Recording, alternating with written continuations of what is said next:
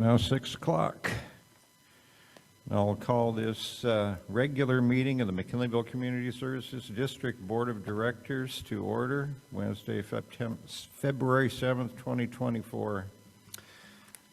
Jerry, could you please call the roll? President Bender. I'm here. Director Beitman. Here. Director Couch. Here. Director Mayo. Here. And Director Orsini. Present. Okay. If you'll all stand, we'll have Director Orsini lead us in the pledge.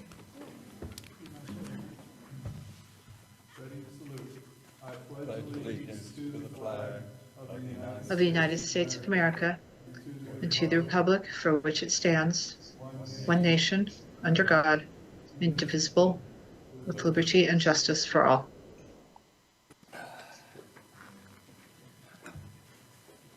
Okay, thank you. Are there any additions or changes to the agenda? We have no additions to the, or changes to the agenda. Thank you.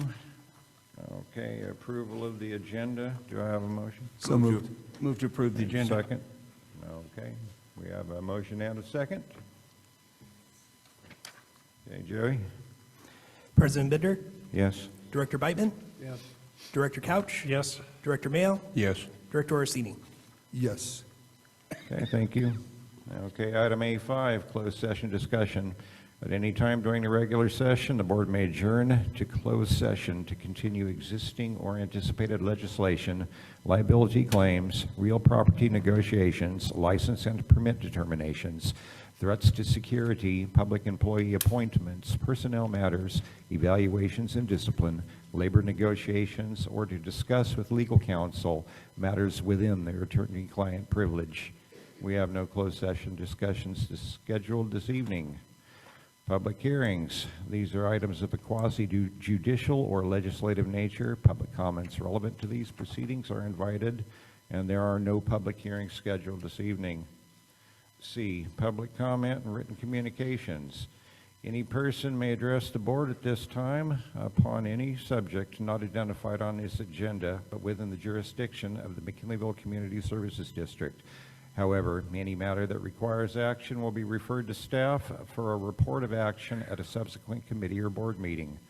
As to matters on the agenda, an opportunity will be given to address the board when the matter is considered. Comments are limited to 3 minutes. Letters should be used for complex issues. Do we have any public comment? Do we have any public comment on Zoom? Seeing none, we'll move on to item D, consent calendar. Consent calendar items are expected to be routine and non-controversial, to be acted upon by the Board of Directors at one time without discussion. If any board member, staff member, or interested person requests that an item be removed from the consent calendar, it shall be removed so that it may be acted upon separately.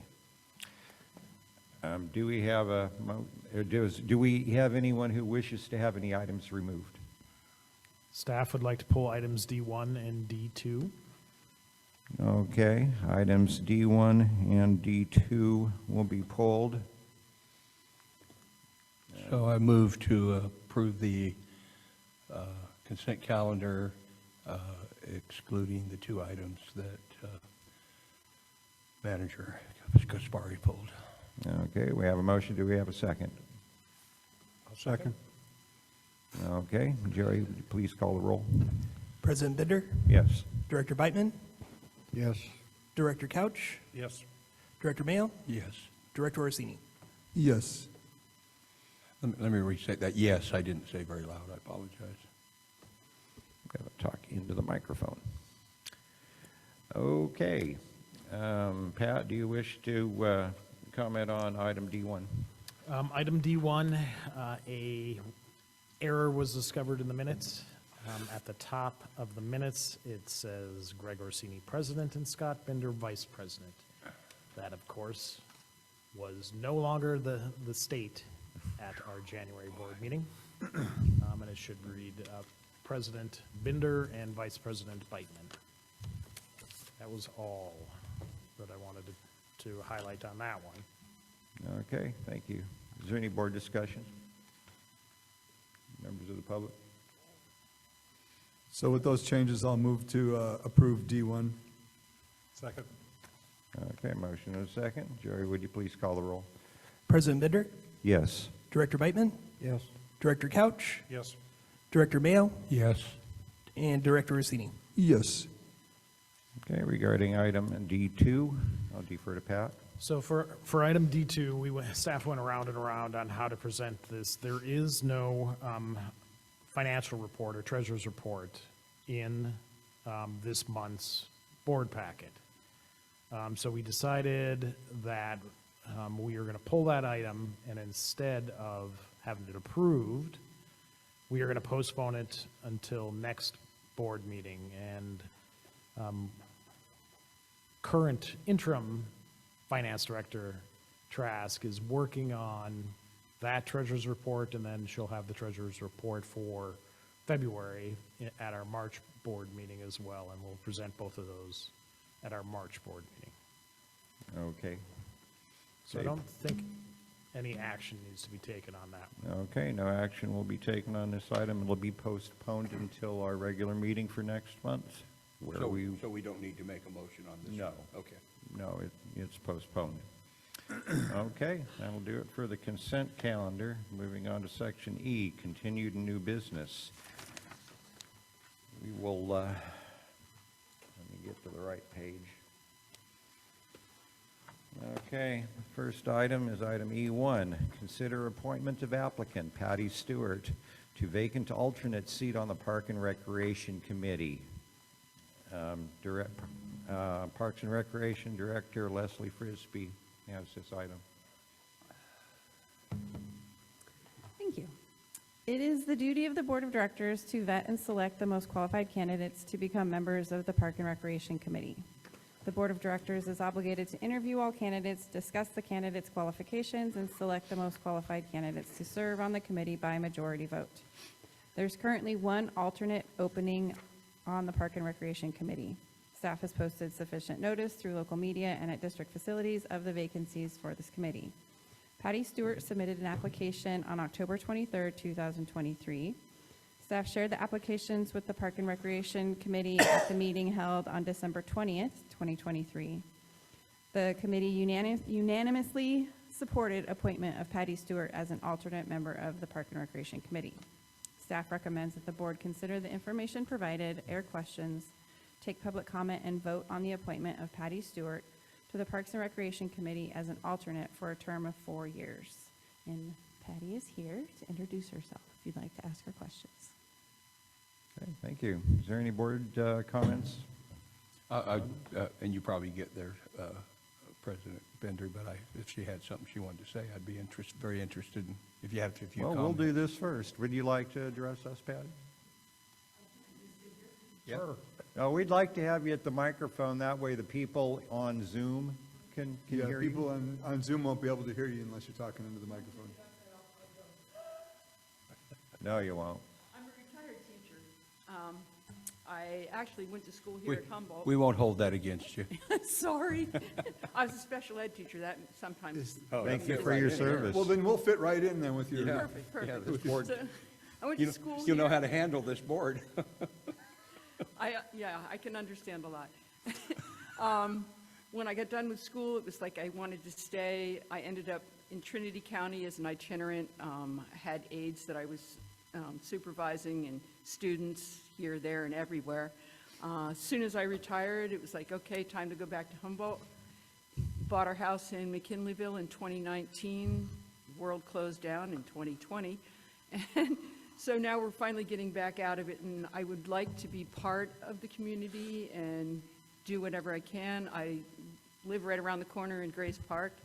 Love the park right here, been to the music things, and when I heard about the community forest, it was like, oh yeah, I want to be part of that. And then I saw the little thing, second alternate, and even though I'm retired and my time is like mine, I figured second alternate on Parks and Rec sounded just like me. That's it. Any questions?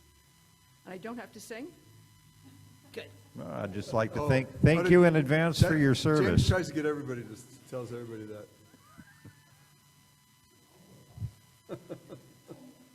Okay, are there any comments from our members on Zoom? No? Board discussion? Yeah, I'll start down here at this end. So, Okay. reading through your application for this, thank you very much for all the kind words you had to say, all the positive things you had to say about McKinleyville Community Services District. And also, thank you for wanting to participate and be part of our organization here. So thank you very much. I was going to say, you seem well qualified, and even though you're an alternate, you can go to the meetings and participate. I mean, you don't get to vote, but that's, you know, showing up and Sometimes- participating and talking is the biggest thing. A question, clarification for me. As an alternate, when there's not the other ones there, can the alternate vote? or The not? alternates do vote. Yeah, so you may be able to vote at times. I would say at least 80% of the meetings, at least one person is absent.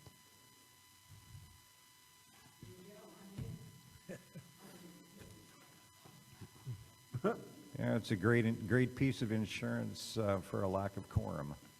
I've served as an alternate on a county committee, and I got to vote a few times because of absences and a quorum not being met. And his voting got him canned. Yeah. Yeah, okay. Is there any other comments from the board or staff Jim does. or the public? Jim does. Jim does. Just want to say welcome, Patty. And I heard you say clearly that this is an opportunity to participate, to become close to the community and participate in the community. And I can think of no better way to do it, and I can think of no better person to do it than you. And so thank you very much.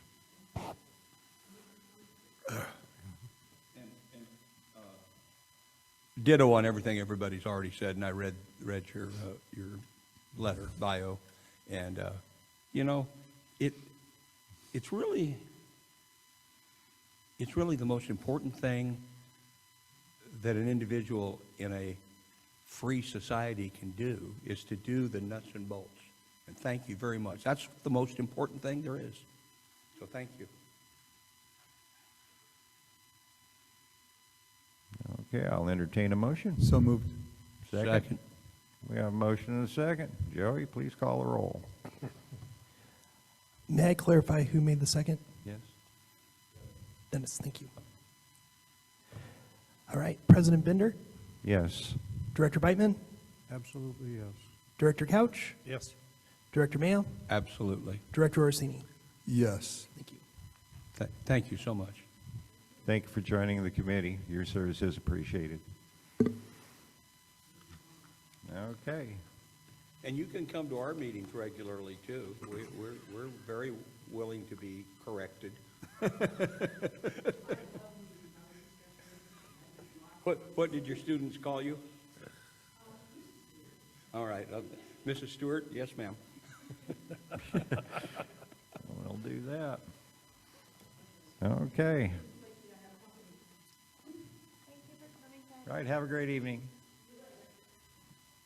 Okay, moving on to item E2. Consider approval of resolution 2024-04, initiating the formation of streetlight zone number 105. And this will be presented by General Manager Pat Gaspari. Thank you, President Binder. JLF Construction recently completed the construction of the 40-lot Washington Terrace subdivision. Mr. Furtado represents a majority of the property owners within the proposed streetlight zone and is required to form an assessment zone as a condition of development. The streetlight assessment zone allows the district to perform the role of owner and collection agent regarding maintaining the facilities and paying the monthly PG&E charges for the streetlights to be installed in conjunction with the development. The developer has constructed the necessary streetlights to district standards and has dedicated the completed facilities to the district. PG&E has changed how they manage these zones and want the owners to take on the billing once the lights are inspected, approved, and energized, instead of waiting until a sufficient number of lots are sold to energize them. PG&E will sign over the billing account to the district at the time the district and owner agree to change over the billing. Attachment 2 is a stamped engineer's report detailing the expected monthly costs for the assessment district as shown on Exhibit B in the site plan showing the approximate locations. Attachment 1 is a draft resolution 2024-04 initiating the process for the formation of the zone. Pursuant to Proposition 218, the process will include preparation of an engineer's report and ballot. The engineer's report and ballot will be mailed to the developer as the majority owner of the properties included in the proposed streetlight zone. The zone formation public hearing will be scheduled for the March 6, 2024 District Board meeting, and if the board approves a resolution 2024-04 tonight.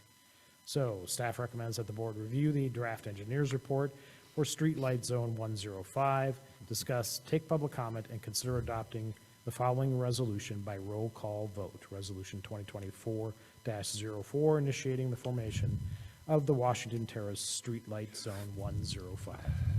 Okay, thank you. Is there any board discussion on this item? Is there any comments from the members of the public? Seeing none, I'll call for a motion to approve. I'll move to, I'll move to approve the motion. Okay, we have a motion. Have a second? I'll second. Motion and a second. There we go. Okay, Joey, would you please call the roll? President Bender, Yes. Director Beitman, Yes. Director Couch, Yes. Director Mayo, Yes. and Director Orsini. Yes. Joey, could you tell me who's online? I can't see. We are joined by Kevin Creed. Say again? Kevin Creed? Okay, thank you. Okay, that item is approved. Moving on to item E3. Consider approval of Resolution 2024-05 initiating the formation of Washington Terrace Subdivision Open Space Maintenance Zone Number 28 and Resolution 2024-06 executing a certificate acceptance of the quitclaim deed for Open Space Maintenance Zone Number 28. This item will be presented by General Manager Pat Kaspari. Thank you, President Bender. As discussed in the previous item, the Washington Terrace subdivision is completed, and JLF Construction requests that an open space management zone be formed by the district. But at this time, he has also requested that MCSD delay in assuming the responsibility of maintenance for the open space maintenance zone and charging fees until after some of the subdivision lots are sold. The open space maintenance zone allows the district to perform the role of maintaining the open space zone after the developer has constructed the improvements to district standards and has dedicated the completed facilities to the district. Attachment 1 includes a stamped engineer's report detailing the expected monthly costs for the assessment district and a site plan showing approximate locations. Attachment 2 is draft resolution 2024-05 initiating the process for the formation of the open space management zone. And pursuant to Proposition 218, the process will include preparation of an engineer's report and ballot. The engineer's report and ballot will be mailed to developer as majority owner of the properties included in the proposed maintenance zone. The formation public hearing will be scheduled for the March 6, 2024 District Board meeting if the board approves Resolution 2024-05. Attachment 3 is the draft resolution, 06. Should have been, sorry. Just confirming that Resolution 2024-05 is the initiation of the open space maintenance zone. And 06 is the acceptance and recordation of the quitclaim deed. And that is what it says in the text too, sorry about that. Parcels A, B, C will comprise a portion of the open space maintenance zone number 28. Upon approval, the quitclaim deed and the certificate of acceptance will be recorded with the Humboldt County Recorder's Office. Staff will post notice of the hearing and will mail notices to the developer. The board should note that this is not a protest hearing. So staff recommends that the board review the engineer's report and approve resolution 2024-05 for approval to initiate the formation of the Washington Terrace Open Space Maintenance Zone Number 28. And staff further recommends that the board review Resolution 2024-06, approving the certificate of acceptance of the quitclaim deed from JLF Construction to acquire the property associated with Open Space Maintenance Zone Number 28, and authorize the board president to sign any necessary documents. Okay, thank you. Is there any board discussion on this item? Yeah, I have a couple questions. Okay, go ahead. Yeah, so, we're going to, the owners or developer is asking that we don't start levying fees right away, until there's revenues that are coming in, so that he doesn't have to pay out of pocket. So I'm assuming he's going to maintain the open space maintenance zones, and then turn them over to us, and we'll do inspections and stuff like that to make sure that they've been adequately taken care of before we take them over. Yes, that is a correct assumption. Okay. And then also over here, and I didn't catch this earlier, I would have asked you about it ahead of time, so it says, like, the acceptance of the quitclaim deed from JLF Construction, accepting parcels which compromise a portion. So we're going to take parcels A, B, and C as part of the zone. We're going to actually take over ownership of those, and it says portion, so that there's other properties that will be in the open space maintenance zone that we won't own. Correct. So the portions that we're taking over are the sediment ponds or the detention basins, as well as, if you've been out there, there's the large strip. Yeah, like the bioswales or whatever. Yeah, and the strip between the sidewalk and the development. So there's the curb, there's a strip of grass, there's the sidewalk, there's a wide strip of grass, Okay, and then there's the development.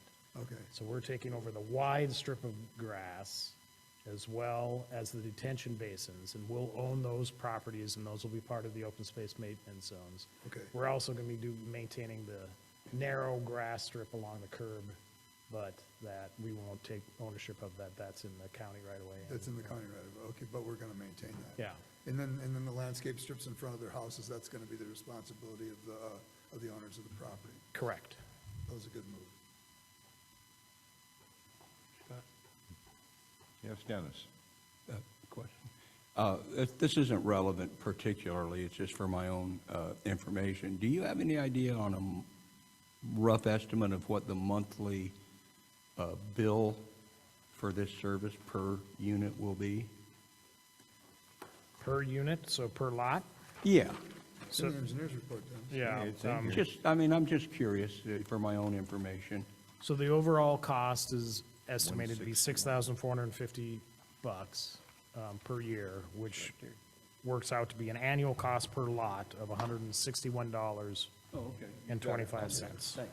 Or $14 per lot, or per homeowner per month. Yeah, okay, okay. I was sure that you knew it, but anyway, thank you. Right. Is there any other discussion from the board, staff, members of the public on Zoom? Seeing none, I'll ask for a motion. So moved. Okay, we have a motion. Is there a second? Second. We have a motion and a second. Joey, would you please call the roll? President Bender, Yes. Director Beitman, Yes. Director Couch, Yes. Director Mayo, Yes. Director Orsini. Yes. Okay, that passes. Okay, moving on to item E4, review information for the draft capital improvement plan for the Parks and General Fund fiscal year 24-25. This item will be presented by Parks and Recreation Director Leslie Frisbee.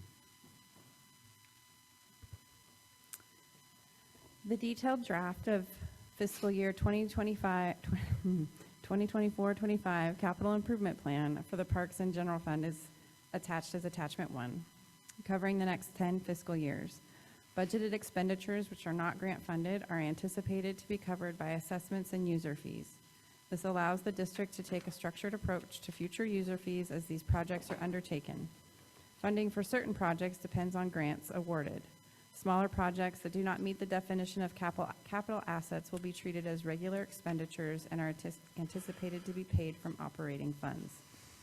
The attached narrative in attachment 2 provides further detail. The final summarized capital improvement plan will be brought back to the board for review and approval with the complete fiscal year 2024-25 budget in June. I do want to add that the CIP as drafted today takes into consideration a variety of things, including currently planned development projects, the current condition of existing capital assets, the estimated years of service remaining in the life cycle of those assets, and the estimated costs of replacement. This draft represents projects that the staff have prioritized given need and estimated available resources. That being said, when we do this every year, this picture represents mostly what we really hope we would be able to accomplish in a year. And when we do the operating budget, that picture might change. So as you're looking at this, it is good information in that this is the stuff that we really would like to be able to get done in the next fiscal year. And so that in and of itself is a story for you and the public to be aware of. And when we do the operating budget, the reality may look very different. Okay, thank you very much. Is there any discussion from the board on this item? Director Beitman. Yes, I have a couple of, just two questions. First off, thank you for the spreadsheet that allows us to get a picture. And thank you too for the discussion that you provided. Both of those are very useful in visualizing the capital improvement thing. But in having said that, if we look down through this list of items, which I appreciate is pretty lengthy, are there ones in there which you would say that are must do no matter what, as opposed to the opposite end, would like to do, but if we have available funding? Is that, when you ask the must-do, are you talking about within this next fiscal year or over the next 10-year horizon? Principally within the next fiscal year, or at least within a reasonable planning horizon where we can envision where we are. The next fiscal year is by far the most important. I would say within the 10-year planning horizon, most of the items identified are must-do. Okay. And within the next fiscal year, the things that I can identify with my staff as musts are replacing a mower, replacing a truck, the BMX project, which is grant funded and required to be completed by a certain time, and the development of, or at least designing the development of an access point to the community forest. Okay, that's Does that clear. And anything that's basically wish list rather than must do on this? In the next fiscal year, a wish list is renovating the restrooms here at Pearson Park. Okay. And also the restrooms at Hiller Park. They are desperately in need for a variety of reasons. Yeah. Those are my big wish list items. Okay. I'll support the restroom renovation because I bicycle regularly and use the restroom facility at Well, then you should chip in. Okay. I do have a second question, if you would entertain it. And that is, if you could, give us just a brief overview of anticipated funding sources for the major items, for the couple of really big ones. And especially, in my mind, which do we expect to fund from Measure B or other basically operating type funds, and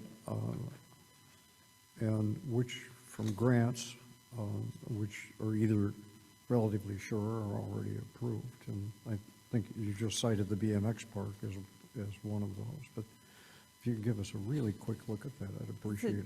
Challenging question this fiscal year in particular, because we don't know exactly what the input, like the income from the Measure B renewal and increase that we just received will exactly look like. At least I haven't figured those numbers out yet entirely. And if I'm basing it on historical budgeting, well, none of it would be possible. So that being said, I would anticipate that most of this, everything with the exception of the BMX project, would hopefully be able to be funded by Measure B. That was a lot of the campaigning we did for the Measure B increase, was to be able to do some maintenance projects that had been deferred for years, and then also do things related to the community forest. Okay, thank you. That helps. Okay, great. I have a question regarding Measure B. Has there been anyone that called in or expressed interest in filing for an exemption based on written material that we'd farmed out to the community? Not yet. Okay. And also, I'd just like to comment on the survey that was done. Maintaining the restrooms, functional and clean fashion was community priority number 2, right behind maintaining the sheriff's substation here. So I think that's rather important as well, and it'd be responsive to the community's wishes. Is there any other discussion from the board? Greg? Yeah. Thank you, Leslie. I very much appreciate your work on this. So a couple of questions I have. The number one question I had was, so will any of these out-of-pocket expenses for the CIP, if they exceed your operating revenues for this year, how are you going to handle that? Well, the goal is to, when we do the operating budget, is to have it balanced. So if it turns out that we can't do all the things that we've laid out in this draft, then we'll have to make adjustments. Make adjustments. And put off, And maybe do so some that we can seek other funding for it. Okay, or do some reprioritization. And then I see that, that we have in the narrative, and then also in the table, we show $100,000 for, and I assume that is that to, for the Pearson Park bathrooms? Yes. Is that to make them, to rehab them and make them ADA compliant? So that's both those things? Yes. Okay, very good, thank you.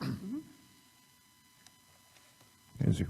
I was assuming if we redo the bathrooms, they have to be brought up to ADA, is that the? Correct. Yeah. Yeah. Okay, is there any other board discussion? Comments from other staff? Comments from the general public? Yes, Dennis? I think maybe I'll wait till the end of the legislative stuff to ask you. I think it's not 100% specific to you, but I think I'll wait. Thank you. Okay, is there any other comment from the public, including members on Zoom? Hearing none, I'll entertain a motion. So moved. Actually, this is Hold a on. Pat had something you wanted to say, right? non-action item. Yeah, it's an informational item. Sorry about that. It's okay, you were just making sure everybody was paying attention, right? That's right. That's exactly what I was doing. Item E5, consider attendance at the Association of California Water Agencies 2024 Spring Conference and Expo in Sacramento, California on May 7th through 9th, 2024. This item will be presented by our board secretary, Joey Blaine. All right. So this year's Aqua 2024 Spring Conference and Expo will be held in Sacramento, California from May 7th to 9th, 2024. Regular registration and cancellation deadline is April 19th, 2024. Attachment 1 is the preliminary agenda for the conference. Attachment 2 is the registration, meals, and hotel pricing sheet. Regular registration deadline, as I said, is April 19th, 2024. The cost for full conference registration and meals package is $840. Meals not provided by the conference and incidentals for 4 days will be $189 per person. The special hotel rate based on availability is $225 per night. 3 nights of lodging would be $775 per attendee before taxes and fees. The method of travel to the conference would be by district or personal vehicle. The approximate total cost for travel, meals, and attendance to the conference is $1,254 per attendee. The remaining board travel budget for fiscal year 23-24 is approximately $9,500. To maintain the lowest possible costs, if approved, directors should notify the board secretary no later than February 14th of their desire to attend. Staff recommends that the board review the information provided for the Aqua 2024 Spring Conference and Expo and consider approval for interested board members to attend. Okay, thank you, Joey. Is there any comments from the board? Joey, I'm always concerned about cost. Is the figures you quoted relative to where I stay, or is that Aqua staying at their preferred location? That is staying at the Aqua room block. Okay. So, and I'll be staying at where I stay, which is half of that.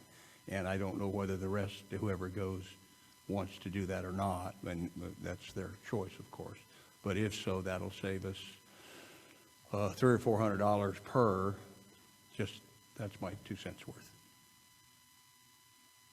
Okay, thank you, Dennis. Is there any other board discussion here? Yeah, I just wanted to make a statement. So I think that it's important for us all as board members to go to these conferences and to not only to be there as representatives for McKinleyville Community Services District, but also for the professional development that we get out of that, and also the networking that occurs in that as part of the education and the outreach to other districts. I know that a lot of times these things are characterized as junkets or something like that, but I know from my experience in traveling with the board that we do our fair share during that time there, and we're busy the whole, until 7 or 8 o'clock at night, from 7 o'clock in the morning till 7 o'clock at night. So I know there's no goofing off going on. So, and I expect that everybody that comes back from that conference will fill us in on the breakout sessions that they go to and give us a briefing too. So just to keep it on the up and up, Yeah. for the public's sake. I got one more thing, Greg. Greg, yes. Thank you, and Greg prompted me to. Absolutely, it isn't just at the conference, but the work that we do and the contacts we make, as Greg, you well know, we continue in our day-to-day activities that most of the people don't see in terms of it's not just a meeting, but and you get lit on fire. Greg, you started, and the next thing we know, you're the president of CSDA. And that's how these things metamorphosize. Joy, one of the things that I wanted to ask you, I was going to send you an email, I'll just ask you now. Be sure to double check, because at these conferences, we can do our continuing ed for nothing at these places, and it's a really good deal. So would you double check for us on what any of us may be, and it doesn't have to be, oh, you don't have to have it for 4 months. That's okay.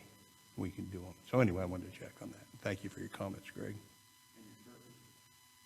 You're welcome.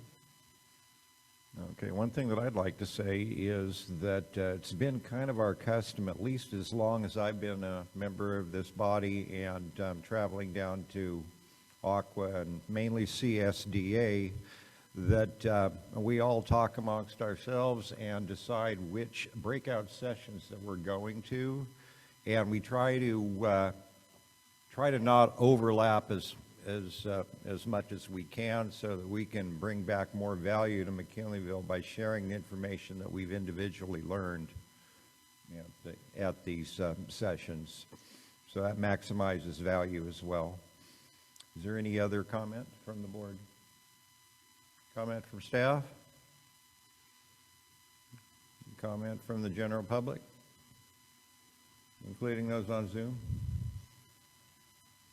I move to approve the motion. Yeah, we have a motion to. Could they need a head count? Yeah, would you mind if people who aren't, Oh. know they're planning on going, let Joey know? Oh, I got a motion on the table. I have to. And he has to.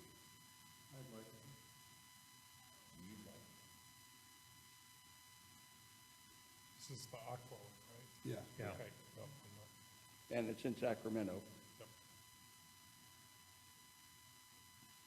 Okay, looks like there's three of them. Great.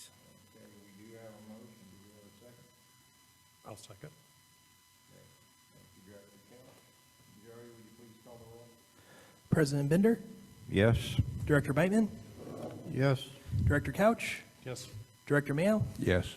and Director Orsini. Yes. Okay, that motion is approved. Item E6, consider attendance at the 2024 Special District Legislative Days in Sacramento, May 21st, 22nd, 2024. This item will be presented by our Board Secretary, Joey Blaine. Thank you, President Bender. The California Special District Association, CSDA, is sponsoring a two-day conference which will be held at the Sheraton Grand Sacramento Hotel on May 21st and 22nd, 24. This will give directors an opportunity to discuss policy changes impacting the district and exchange ideas with California's top decision makers. Special Districts Legislative Days is the only opportunity for all types of special districts, large and small, north and south, rural and urban, to come together with one united voice. Issues like revenue, governance, labor, and public works matter to all districts, whether they provide water, sewer, fire protection, parks, libraries, or other essential services. A full brochure is still being developed by CSDA. However, an overview of the event is included in this item. Fiscal analysis is early bird registration is $345 before April 24th, 2024, and hotel costs at Sheraton Hotel Sacramento are $212 a night excluding taxes. The district vehicle can be utilized for attendees. An approximate total cost, including per diem, is approximately $1,222 per attendee. The remaining board travel budget, not including possible travel costs to the Aqua Spring Conference and Expo, is approximately $9,500.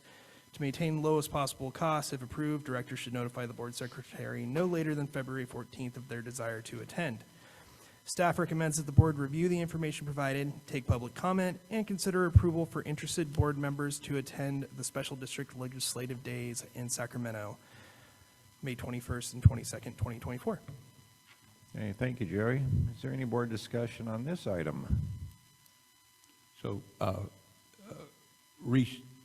not restating all the comments from the previous items, they all apply to this item, and subject to board discussion or public discussion, I move to approve the item. Okay, we have a motion. I'll second it. Is there a second? We have a motion and a second. Joey, would you please call the roll? President Bender, Actually, no. We need to consider comments from the staff, comments from the public. Hearing none, please resume the roll. President Bender, Yes. Director Beitman, Yes. Director Couch, Yes. Director Mayo, Yes. Director Orsini. Yes. And I will be going, you want a head count, perhaps? Me too. Yeah, I'll be going too, I've got to go.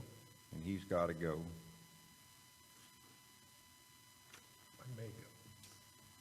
Anything? Jim? Since I don't know either one of the organizations, I've never attended their meetings, I look at my calendar and say one or the other, but not both. So if somebody says, would you? So the answer is absolutely. But right now, I'm leaning towards Aqua. I think I would learn more there and have more networking opportunities, but I don't know that. So I just want to present it that way rather than a flat yes or no. I like the CSDA one, because usually we get to meet with our legislators and people down there, so Well, that's. yeah, that's the a plus. CSD legislative days, we'll have an audience with Assemblymember Wood and/or Senator McGuire. And then they'll have other. Or their representatives. chief of staff or other top staffers. That's important to get our message down to Sacramento directly. If I may, it's a little different deal than the conferences. This is a specific design to help us communicate with our legislators and on specifics. So it's a little different. It's similar, but it's a different.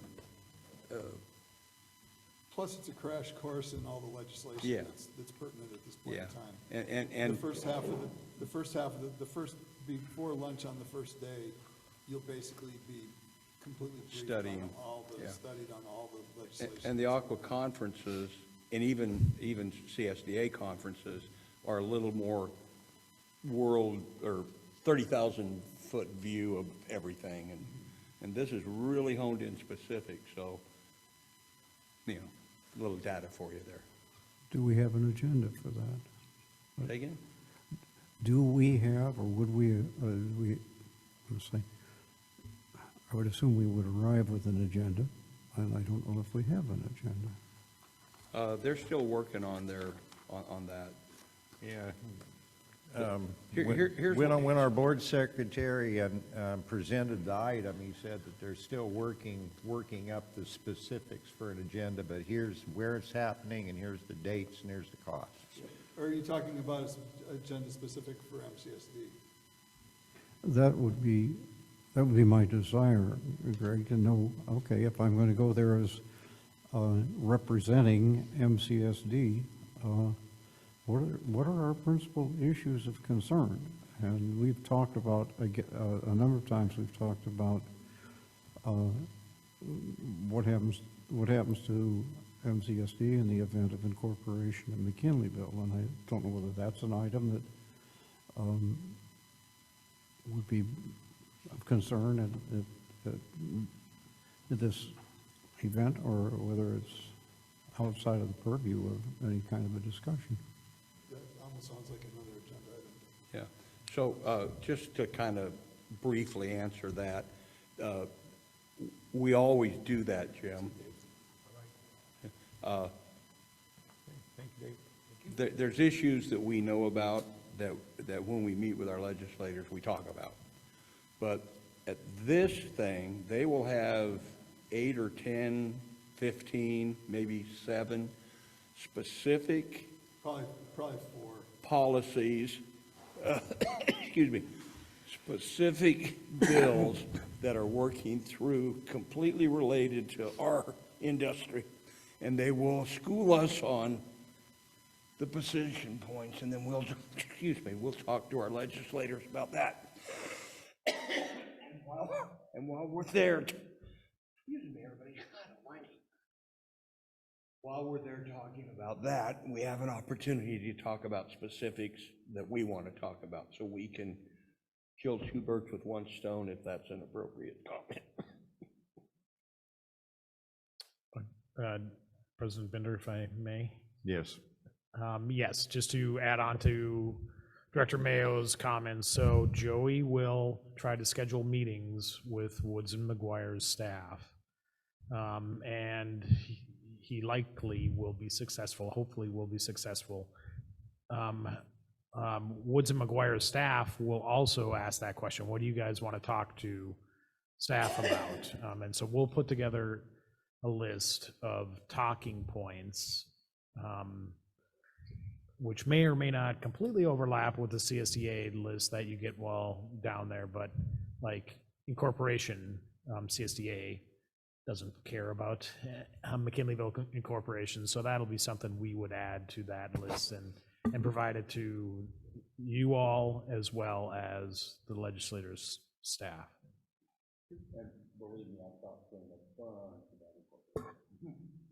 Okay.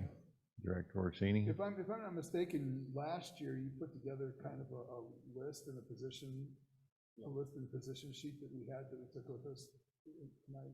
And right now, our community force is a big issue. Yeah, would something like that be helpful to you, Jim? If we had a list of- Absolutely, absolutely. So that would kind of, so that we don't have to have take up time during one of our meetings to. Yeah. You know, usually, Jim, there's things that all of us kind of probably have hit on and know, pending new state policies that are impacting. Dennis, don't assume because you and I do this stuff all the time and we're schooled at it that somebody who's never done it before would have the same. I appreciate Jim's wanting to go there prepared and not wing it like you and I do, so. Well, I recall going down with info and talking points as well last year. Yeah, we did last year. We absolutely had a list of bullet points with positions. And that was very helpful. That's something I'll bring up later on legislative stuff on WBC specific stuff on touch bases with you guys. Okay. That's you remember, Greg, you've been here for the whole duration. We didn't do this years ago. Just didn't do it. And we've entered into that, I think, good place where we really were participating. Yeah. That was you and John kind of pushed that around while I was GM. That's all good. Okay. Thank Any you. more discussion from the board? From staff? Members of the public, including on Zoom? Hearing none, I will ask for a motion. Oh, I thought I made a motion. Okay. Who seconded? Greg. Greg Yeah, did? we already Okay. voted on it, Jerry, too. please call the roll. We did already perform the vote. You did, and then we went back into discussion. Okay, well, that item passed. Okay, moving along to item F, active committee reports. A, Parks and Rec Committee, that would be me, and we did not meet. B, Area Fund, John Colstead and me, we did not meet, no communication. Hey, President Binder? Yes. He typically does meet around this time of the year. I don't know if you would like staff to reach out to him to see if it's on his schedule yet to meet. Okay, I think that'd be great if you did. I know that the last time he was here in our audience, he pledged to keep us in the loop and call us and all this, and I took him at his word on that. So. He's pretty good about that, but I still think it's a good idea to reach out. Joey will reach out to him Okay. and let you know. Joey, he likes very much Thursday hot turkey sandwiches at Naveen's. Might be a good. Okay. Redwood Region Economic Development Commission, Mr. Beitman? I have a very brief report, but interestingly. The subject of the meeting centered around an update on the offshore wind industry and where it stands, and it included a presentation by Scott Adair, the Director of Economic Development for the county. And there was quite a bit of discussion that followed. The substance of it is that without having actually the cash in hand, the heavy lift terminal, $350 million is looking like definitely is going ahead. It looks very solid at this point. And there's a lot of excitement and enthusiasm over that. Personally, there's a lot of trepidation over what that could potentially mean. And I listen carefully to the quiet voices, and I think I don't want to say that they're being pushed aside, but yeah, but I'm not hearing those voices at the REDEC meetings. I'll just say it that way. I'll come with you next time. I would be interested in that. The second thing is I accepted an appointment or a nomination or an election to the loan committee, so I'm now one of the loan officers of REDEC. That's a rewarding position. Well, we'll see. That the way they've restructured their loans, that now is anything over $100,000 to go to committee. Before, I think it was 50, but now it's $100,000. So Okay. that's my report. I have a question for you, Jim, if you don't mind. In the funding, and I thought we got 465 million or something. The terminal itself is something that I'm interested in. The dock, the new dock. Is that solid in the design and the funding, or do you know? That's basically the subject of this last meeting was the terminal. It was not the equipment that's to be anchored offshore, but rather what they're referring to is the heavy lift terminal. Yeah, that's what I was, and I see them as two complete separate items myself. Yeah, they're being funded separately. Yeah. They're anticipated to have a different revenue stream, a different operating, and a different operating method. The offshore is basically contracted out. Right. And the leases, I think, have been let on that, although we haven't discussed that. And it's a 6 to 8 year maybe window on those. Is there a timeline that you have heard on the terminal? They haven't, because I think the issue right now is the timing of the funding of it. Gotcha.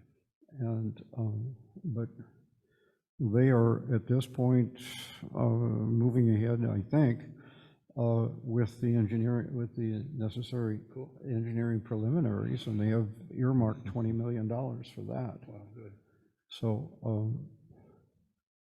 but ultimately, the answer to your question, Dennis, it appears that the operation of the terminal becomes the responsibility of our local port authority, and the operation of the generators becomes the responsibility of a contractor who holds the lease interest. And so it looks like it's going to be two totally separate entities. Gotcha. But well, I appreciate that, Jim, and not to have this or that. I say that no matter what happens out on the ocean, that terminal can have gazillions of potentials being upgraded. yeah, So I appreciate that. Let me give you just a little tidbit of information on that. That terminal will include, under the current design parameters, will include a heavy lift crane, which will ride on railroad tracks. I've forgotten the tonnage of it, but the height of it stands in my mind very clearly. It has a 600-foot lift. Wow. So if you can get your mind around the immensity of this thing. So they're going to put a gantry out there that can lift 600 feet? Yeah, but that's only a third of the height of the windmills. The windmills themselves are 900 feet. Yeah. I thought with the blades, they were damn near 2,000 feet. I don't know. The number that I have heard in Yeah, these but they're gonna meetings. be is- assembled out at sea, they're not gonna, Well, no, I'm just talking about the height. if they ever get around to building. Yeah, that's. Exactly. And, you know, this, how I say, to answer your concern, Greg, this thing, every word I've heard about it is this thing is absolutely immense, both in terms of the capital required to do it and in terms of the scale of the equipment that they intend to have there. It will, It's really a bizarre. as somebody said, The this, whole thing is bizarre, and it's gonna happen. this will change the landscape of Humboldt Bay. Scott, So- I've got a question for you. Go for Yes. it. So, so everything right now is predicated on, even I understand that the heavy lift terminal will have more uses than just to build the floating windmills. If, for some reason, since that has not been vetted out yet, and we don't really know whether or not they're even gonna be able to, they've got the leases and all that stuff, but back east, on the East Coast, they're having a lot of problem where they're not letting them, they're stopping them from doing it because of the impact of the environment. Yeah, Do they have a plan B for, or is it, and another thing is that money contingent upon them doing this, or will they build it no matter what and hopefully be able to use it for something else? To give you the best answer on that, I'm trying to remember the name of that operation that is being so carefully studied. Much of the talk was around that installation on the East Coast and what is going to be learned, what is in the process of being learned from that to be applied to this project. And I would say, apparently, if there are issues that present on the East Coast that cannot be resolved here, that could stall the project indefinitely. On the other hand, there may be issues presented on the East Coast that would not be presented here. And that would then enable this project to move forward where that one might stall. So there is a very tight connection, and the people involved in this are very much involved in what's going on the East Coast. Did I answer your question? Yeah. And then the other question was, is there a plan B for all that infrastructure that they're planning to build If there the is, windmills fall through? if there is, there's been no mention of it in any of the REDEC meetings. It looks like there was looks like there was a huge amount of development yet to be done. The project is talked about in very broad brush ways, total funding, physical aspects of it, but you look for things like a detailed engineering study that has, as far as I can tell, that all of that has yet to be done. That's the $20 million grant. And that's $20 million apparently is a first grant, and that starts that process. Yeah. That's not even gonna put a dent in engineering for that thing. It's a lot of damn money, but you're right. That's true. Yeah. Well, Thank you very much. And you'll keep us abreast if anything else comes up at REDEC. Absolutely. I regard that as my responsibility, and I'll certainly do it. Because honestly, anybody that I talk to that's involved in that right now, when I ask them about that, are we going to vet this further with, the effects it's going to have on marine life? Because all it's going to take, I mean, a red-legged frog or a snail darter or a spotted owl have put a kibosh on much smaller projects than this. And all I hear is the world's going to come to an end if we don't quit using fossil fuels for electricity, so this has got to happen. Yeah, I don't think any of the eco-protectors are going to say anything about anything. For some reason, they're all in line, That's who I've been talking to. you know? That's And gonna as far specifically- as I want this terminal to get developed. Yeah. And the harbor. What happens with the rest of it, it can die. I don't care. You know, honestly, I really don't want it, but that's a whole nother. But if we can utilize this mania or whatever it is right now to get this harbor developed, I'm all for that. Yeah, me too. For what little my 2 cents worth is worth. But being the guy that I am, I'm always like, what's your contingency, you know? And there isn't one, so. Yeah, Hey, Director Biden? let me, since we're on the subject, let me flesh it out a little bit. A couple of meetings ago, they had a presentation from somebody who was the head of what's called Core Hub. And it appeared to be an effort to get some sort of community alliance developed to become an influence and a negotiating element in this whole process.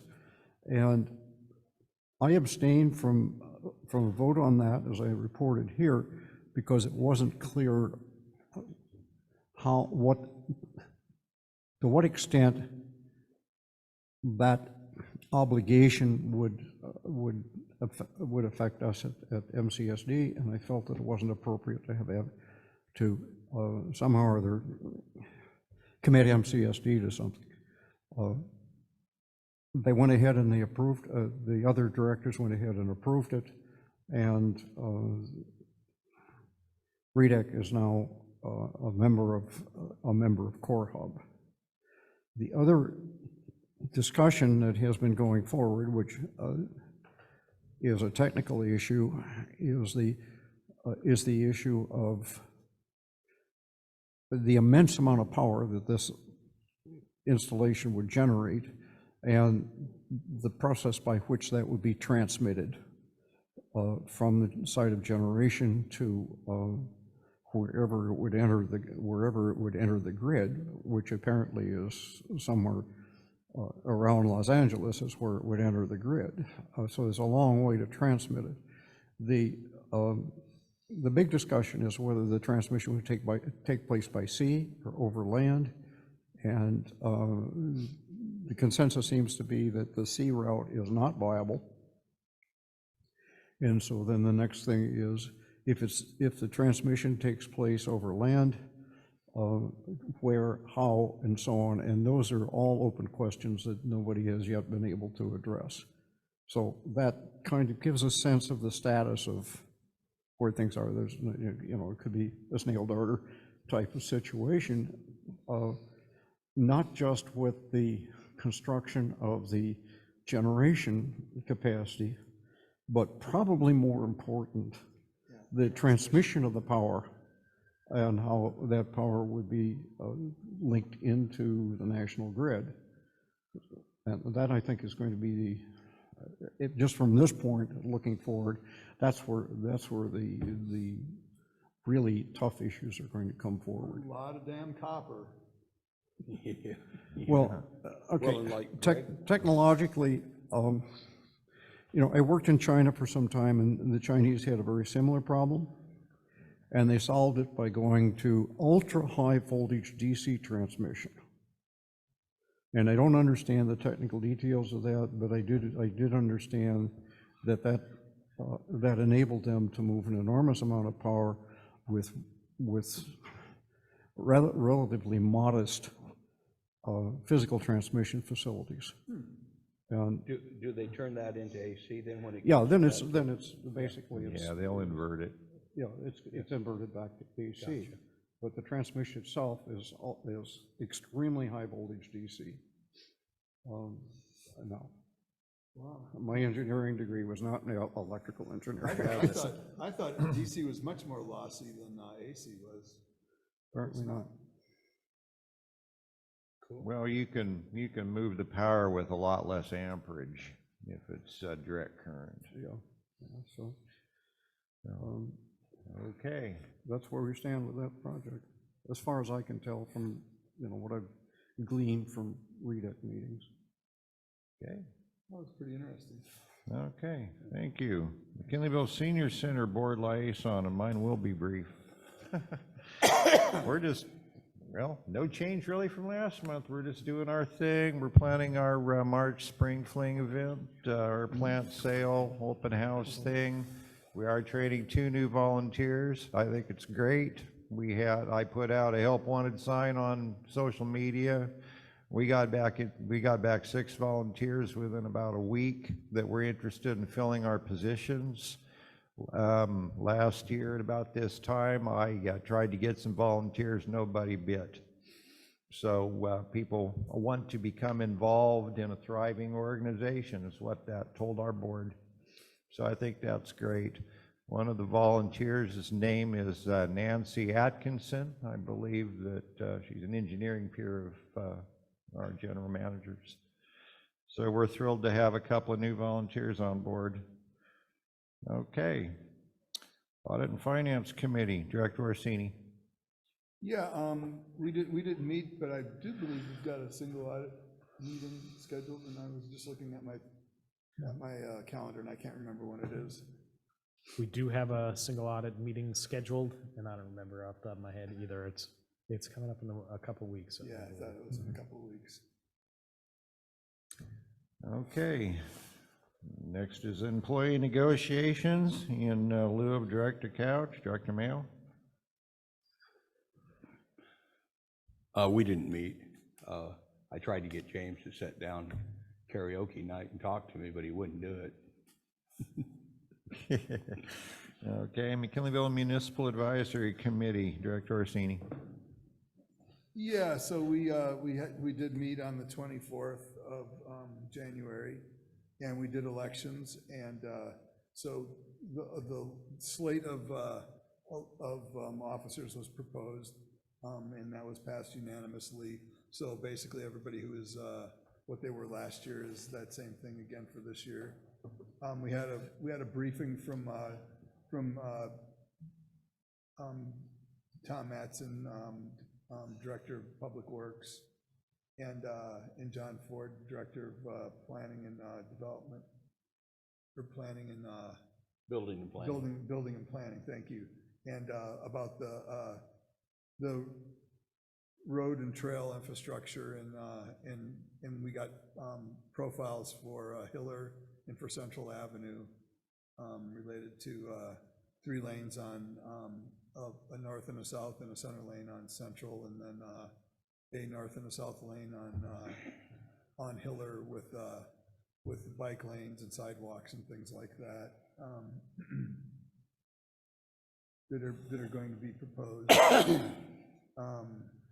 We also had Supervisor Madrone gave us a briefing on his perception of the Vista Point Park and Visitor Center, which will be on the west side of the freeway to the north, or to the south of where the Vista's at now, back there at the end of, I think that's Let's. There's a piece of property there. There's a parking, there's an area, if you get off at Airport Road and you go to the west and you go north. Let's. Let's there. There's a park, there's an area where you can park, and there's a large open field, and he's got a plan, and I guess one of the holdups with that was that the aviation department owned it, and they couldn't use it, so they're going to have to sell it to the Public Works Department or some other department of the county to be able to utilize that. And so that remains to be seen where that'll go. Oh, I'm sorry, I wasn't talking. Did you? Oh, okay. Yeah, sorry about that, James. But anyway, that was, did I miss anything? Thank you. Yeah.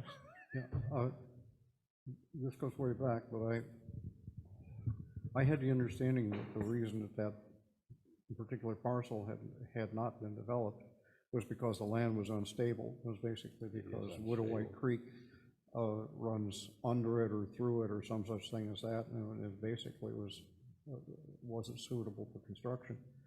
I don't know whether that's the issue has come up at all in any of the discussions. It really hasn't gotten that far. No, and as Dennis can attest, since he's lived here, probably is the oldest one of the bunch of us who's lived here. 600 feet at least west, that river ate up. Yeah, the river plus Already? that was a lot of that was dump at one time, and it was all. Do you remember it being a dump? Well, the dumps were more up on my hill.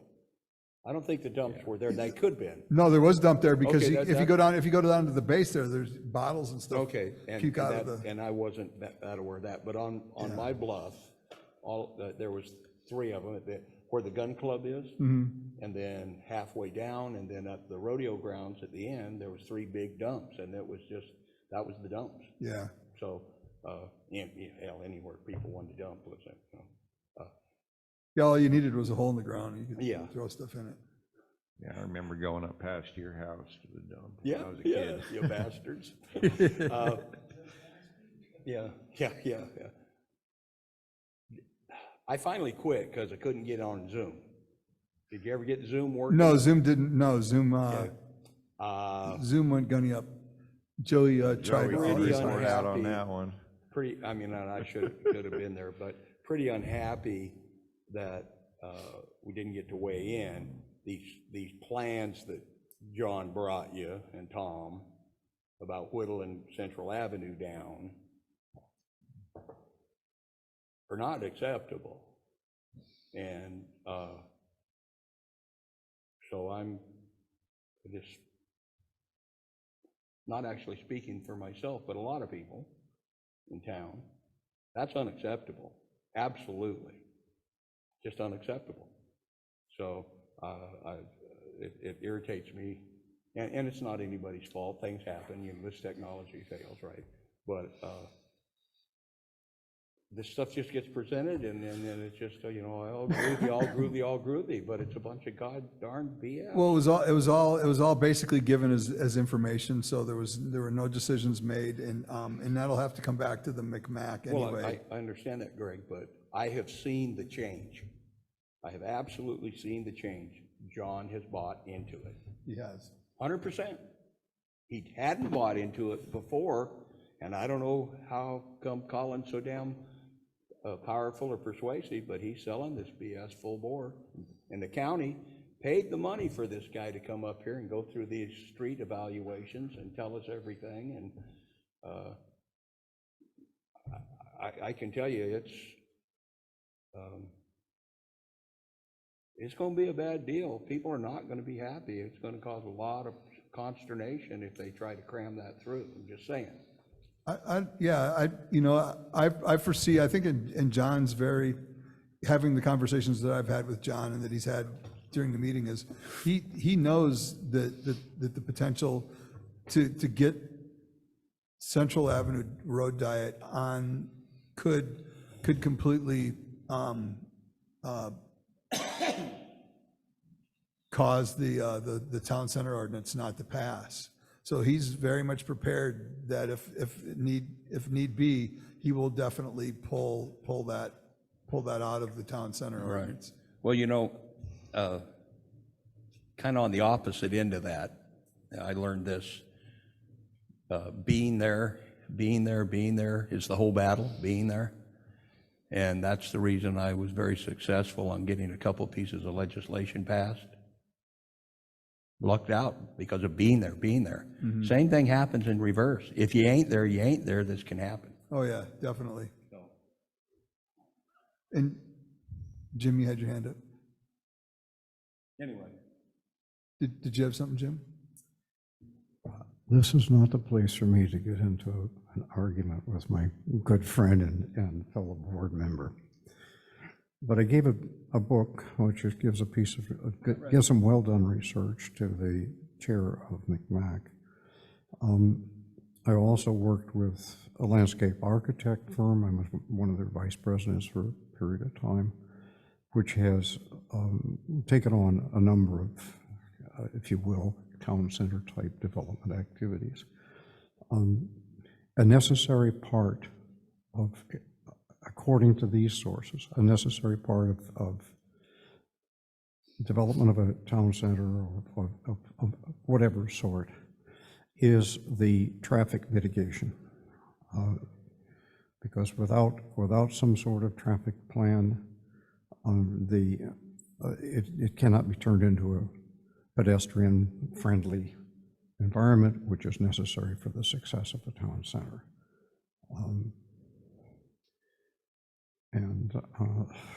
Obviously, We're all in support of all of that. Yep. West of Central Avenue. Okay, that's, You got a big horse trailer and a truck. oh, yeah. Okay, I do too. I'm driving down Eureka, excuse me, I'm driving through Eureka last week with my trailer and my truck. And I'm just kind of looking in the mirrors and looking, and the Highway 101 through Eureka, the streets are about the same width as ours. And I'm looking, boy, I ain't got a lot of, I ain't got a lot of room. They're talking about whittling the size of these streets down. I mean, that's, and how many times this week or two have you all driven in McKinleyville when there was a delivery truck parked right in the road? It constantly is part of the process, and our services district has to be in them lanes periodically, not periodically, quite often, with back machine and stuff, and I understand that. When I'm 100% in support of anything you want to do on Pillar and in the town center, and maybe a walk over Central Avenue here to get over to this, there's lots of things, but like it or not, Central Avenue's the #1 county road for traffic, #1 of volume. And we got people living all over, and it's just, we talked about traffic calming little mitigation things that probably are fine, but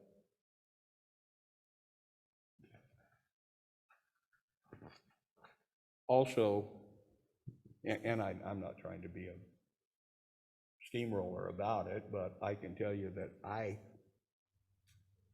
talk to gobs of people. That's what I do. I bullshit with people all the damn time. And just a couple folks, Jim, just a couple folks are saying, oh, okay, yeah. Anyway. Okay. Yeah, but they're not coming to the McMack meetings, Dennis. I vote yes, whatever the motion was. Okay, and Community Forest Ad Hoc, Director Mayo. Well, a lot of cool stuff happening. I would prefer if Leslie or Pat would just give a little snobber of it. We met, was that last week? The Week 30th. before? The 30th, okay. I guess that was last week. I can't, anyway. And we talked about the formation of the standing committee and the next steps. And so there's a plan in place. We're gonna be bringing some stuff to the board in March to incorporate the description of the committee into the rules and regulations, as well as establishing some basic rules for the community forest, given that it now is accessible to the public. We're starting off with just some basics, which are subject to change once the committee is formed and there's been some public input. And that was the gist of that meeting. We also talked about access too. Access. And how, yes, the messaging around access. So, and this was in the well, no, I said this to the Times Standard who interviewed me, and I also put it in my article in the newsletter. We're reminding the public that this is a project that is undeveloped. And so, yes, while it is accessible, the access points are not developed. There is no parking at this point, and that it's going to take us a little bit of time. But that being said, we are doing our best to get some stuff in place. I'm working on some signs to put up at the different various places where we know people can access it, whether or not it's an access point. Things like no camping, no dumping, fires prohibited. And yeah, And I'll let Pat add what I've forgotten. And Pat did I don't know which one of you did it, but Pat's comments on Loco, it was perfect. Yeah, and Green Diamond Yeah. and us and Trust for Public Lands wrote that public service announcement. They or wrote press that? release. We all wrote it Oh, together. gotcha. Okay. Yep. And Leslie and I have a meeting with Green Diamond tomorrow. They, as part of the grant, need to post a sign up there. So we're going to meet Green Diamond up there and take a look at it, and also start to look at, where the gates get moved to segregate Green Diamond land and set back a gate for us to allow people to access that, and kind of start looking at that parking lot. But we also want to talk about a ribbon cutting. And there was a discussion of, well, do we do the ribbon cutting when we put the sign up, or do we wait and do the ribbon cutting later? And we've talked to the Chamber of Commerce, and they're more than happy to do that too. So we are finalizing what the schedule is for that, but we will absolutely be coming back to the committee and the board with that information. Cool. And what do you kind of seeing or visualizing that we'll have a sign and we'll like dedicate the sign and do ribbon cutting? Or? Yeah, I think we might break it, so they need to put the sign up for the grant. So I think we're gonna let them do that and then come back and Do a sign of our own or something like well, we'll have signs of our own as well as that big sign. But when it's not pouring down rain every day, I think we'll do Right. a ribbon cutting. So I think we'll come back and do 2 different events. Like I got my rubber boots and my rain gear is all clean and ready to go, considering how much it's been used lately. Yeah, and your truck can pull out everyone who gets stuck up there too. Okay. The Muni Water, Guys, thank you. Yeah, Scott, if I might, I have one fundamental question, which is, as we proceed forward with the community forest, in order for it to, shall we say, be consistent with, I think, what the community's vision is of a community forest, it's going to require some significant changes of behavior on the part of the people who have informally used that property. One of them has been a standing agreement between equestrians and motorcyclists that the motorcyclists get that side of Murray Road and the equestrians get the other side. And the equestrian community says the motorcyclists are just absolutely crazy. They're just all over that property, and they are basically taking possession of it. Now, how much truth is in that, I don't know, but that's coming from the equestrian community. The other is that it appears that Green Diamond has cleared out the encampments and so on. And cleaned up tons of trash. Yeah. So Jim, My question is fundamentally a question of enforcement. yeah. Does that fall upon us? Yeah, well, yeah, absolutely. That's what we've got to develop in our management plan. And just so you know, and you probably already do, motorized vehicles are not allowed. And they're not going to be allowed, and that's going to be a bone of contention with some of our neighbors that are good folks. And it's going to be a little bumpy there. But motorized vehicles are absolutely forbidden, and we're going to have to police that and stop it. Well, I believe, if I'm not mistaken, that during this time of the year, not only is it a violation of McKinleyville Community Services District's policy, but it's also criminal, isn't it, to be up there on them roads? I don't know, but you might be right. Yeah, none of the permits, timber harvest permits that Green Diamond holds allows motorized vehicles up on those roads right now, yeah.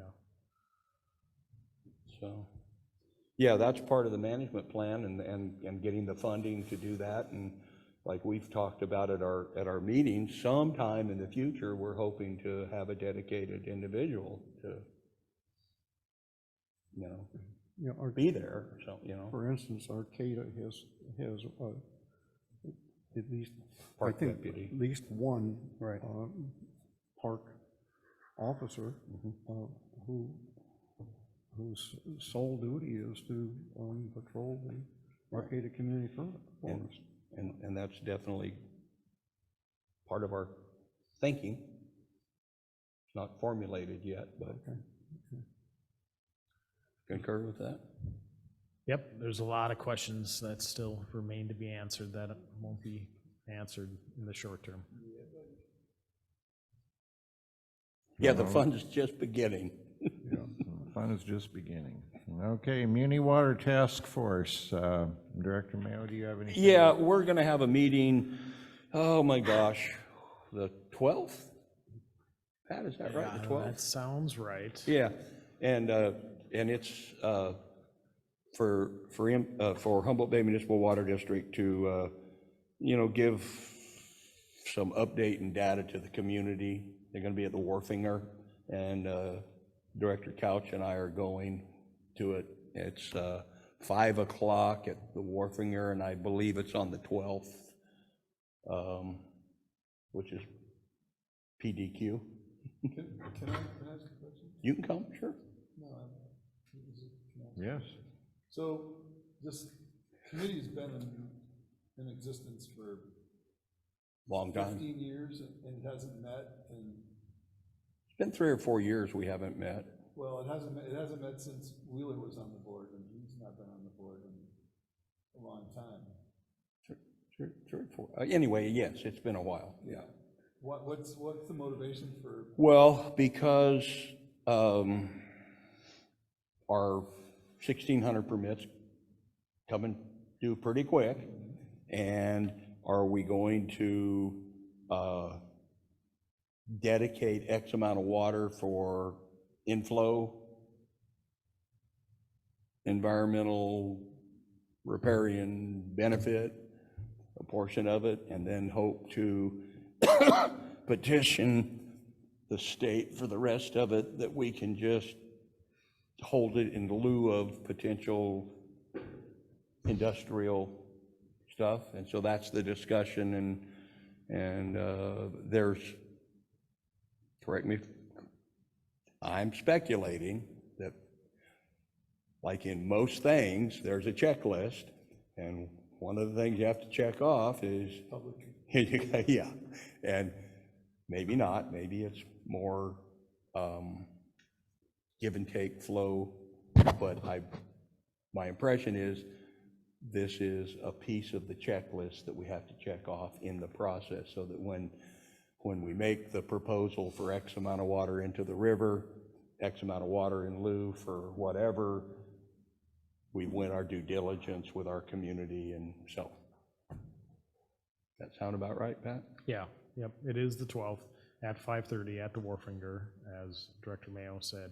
Yeah, and they've been studying the in-stream flow dedication and jumping through all the hoops of all the biological, et cetera, assessments they need to do, and I think Director Mayo is absolutely right. They're coming to the end of that, and would like to hear what the public says. And transfer is still an option. That's one of our, but the cost, a lot of people want what little water we've got. I mean, it sounds like a lot to us, 60 million gallons a day, but to a big municipality or the water system, I mean, it's a pittance, and nobody's going to pay billion. Did they do an EIR for the stream dedication? You did that now? Or? for the permit that they have for, Yeah, for the in-stream dedication. We have a So they don't habitat have conservation plan. yeah, they don't have a formal in-stream dedication yet. That's Oh, what, they don't, oh, okay. Yeah. Yeah, and that's part of this deal. Okay, so Yeah. they'll have to do the hot cleaning air and everything. Because believe it or not, fish, I mean, there's a lot of controversy about it, you know? Yeah, the Mad River was, when it was a lot healthier, it used to go dry in the Right, summertime. absolutely. So, but who brought up frogs a little bit ago? So now there's a I would say new frog in the system that didn't used to be, and so now there it is. Just, Greg knows this for 100%, informationally. Down at the soccer fields, I used to rent that for years for, my bred mares. And there was a big, what was that tree, spruce? Yeah, that big spruce tree. Huge spruce tree. And the horses would all get up under there when it was storming. It was just, the sucker was huge. So the district then buys it, and it's gonna do what we did, right? And that damn tree blew over. And so the district drug it out. Well, that root wad was as big as this room. What was it, 25 feet deep or whatever? Turned into a wetland. And we had to mitigate, that never existed. And we had to mitigate for that by putting a pond down by the trail down there to mitigate for that. So, that's the kind of things you can get into. I think we let James run the bulldozer we had one day, and he wallowed that big a hole out, and that's what caused the problem. Got it stuck down there? Yeah. Right. Well. I remember Al Anderson wanted to cut that tree up. Mm-hmm. Anyway. Okay. All right, item F2, legislative and regulatory reports. I assume that would be majorly you. Well, I've got some, but if anybody else wants to go first. Go ahead. Okay, so, And that way I can piggyback off you. okay, we're I don't know if anybody's going with me or not. I don't think so, but McGuire's having his event on the 15th, where he's going to be big show and tell, sworn in as the Speaker Pro Tem of the Senate. And so I'm going to go to that, and then I'm staying over, and then the next day, Region 1, our annual strategic planning meeting is in Ukiah the next day, the 16th. And so I've got quite a few things to talk to McGuire about,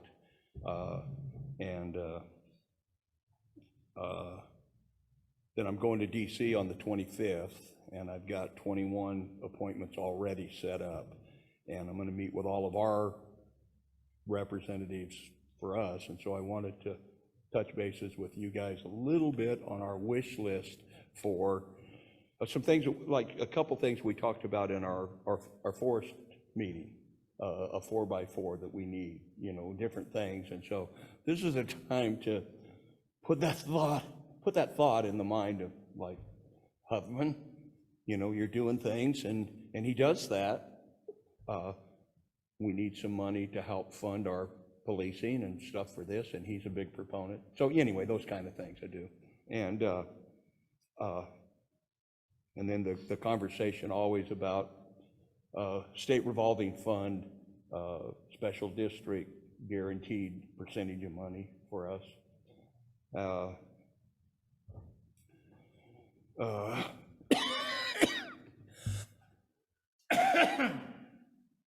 Water storage is always a big thing to talk to people about. And then I have a few things in my own ESA reform, things that are specific, and then a commercial fishing issue that I'm working on. So I will be doing a bunch of interviews for my little blog update, which is a private deal on a private blog that I've got, but I'll share some of them on the Facebook page with these guys. And if there's anything that any of you have in your wish list or hit in your hip pocket, let me know, because That's what I'm going there for. I'm going there to lobby for our things we need. That's my report. Okay. Greg? No, Jim? Do you have anything to add, legislative report? No, okay. No, thank you, though. All right. Item F3, staff reports, finance and administration. Pat? Well, Colleen has been hanging in there all night. Thank you very much. So as the board is aware, we are looking for a new finance director. And I did send around the announcement. If you have any friends or people that you know that might be interested, please share that around. Colleen has very generously come back out of retirement to help us through the transition. And I guess I am going to turn it over to you, Colleen, if you want to say hello. And Hi, it's good to see everybody again. I'm getting back into the swing of things, I guess. I am putting together the December Treasurers Report, trying to remember all the tricks of the various softwares, and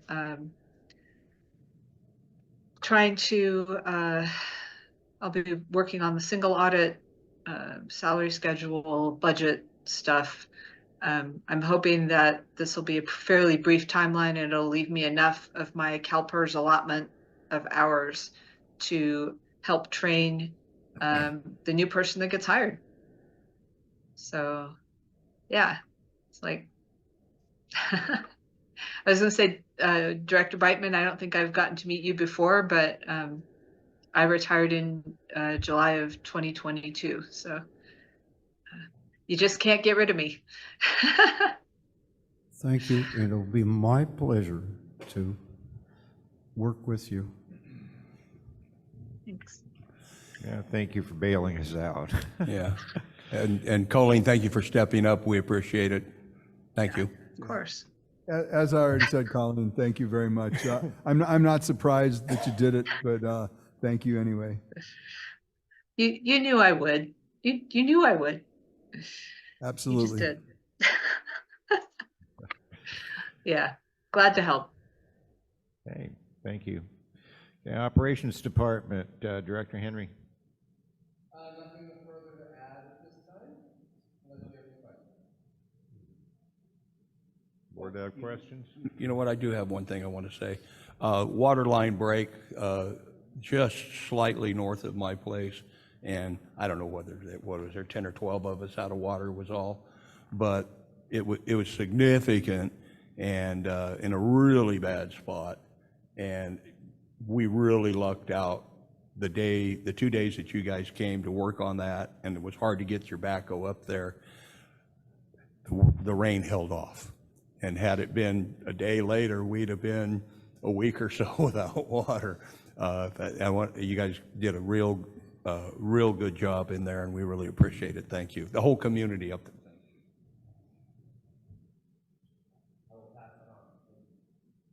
Hey, Parks and Recreation Department, Director Frisbee. Nothing further to add. Anything further to add? General Manager, Pat.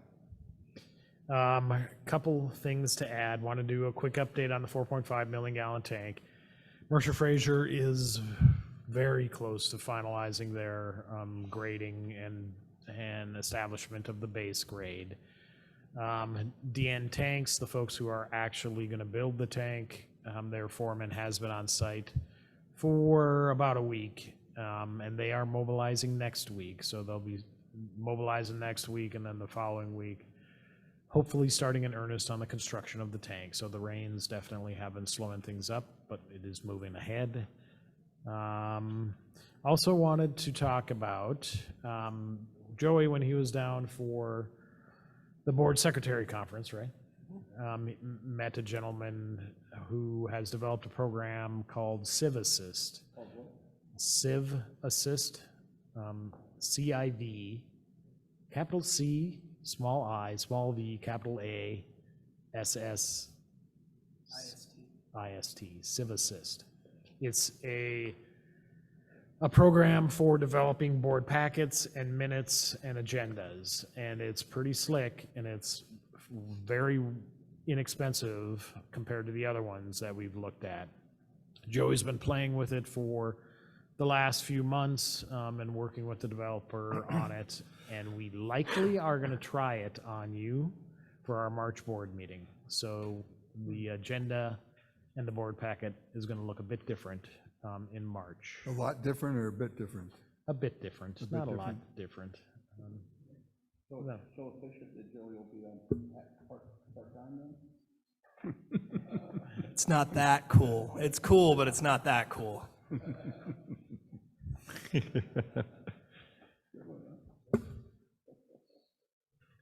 And with that, I have nothing further to add. That one. Okay, F4, President's Report, and I have nothing to report. F5, Board Member Comments, Announcements, Reports, and Agenda Item Requests. Anyone? I got something. Greg?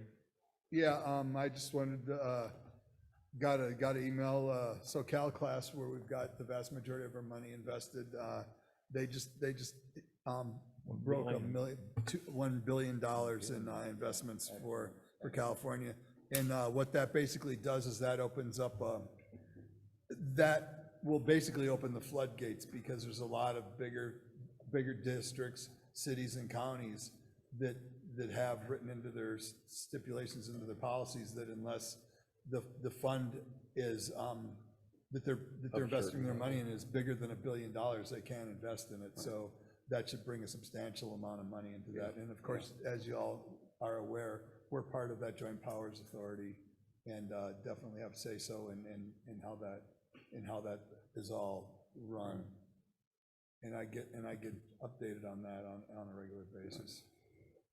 Yeah, I think all of us got that on our email Yeah, blast, but yeah. I wanted to thank you especially, Greg, for stewarding that process. You worked on it down at state level and brought it to us, and I really appreciate it. I think it's the right thing for us to do, and thank you for that. Yes. I too want to thank you for the work you've done on that. I think it's great. Well, you're very welcome. Yep. Okay. $1 billion, that's a pretty big. Yes, it is. You know, my favorite news show to watch is Maria Bartolomé, and she had the BlackRock guy on the other day. Oh, did she? And I was just shaking. Yeah. Anyway, we appreciate it. Yeah, I think it's the right thing How for us you to could, do. BlackRock sure figured out a way to politicize investing money. Baby. Okay, is there anything else under F5 from the board? Okay. I have a motion to adjourn. So moved. Okay. Thank you. Thanks, Kelly.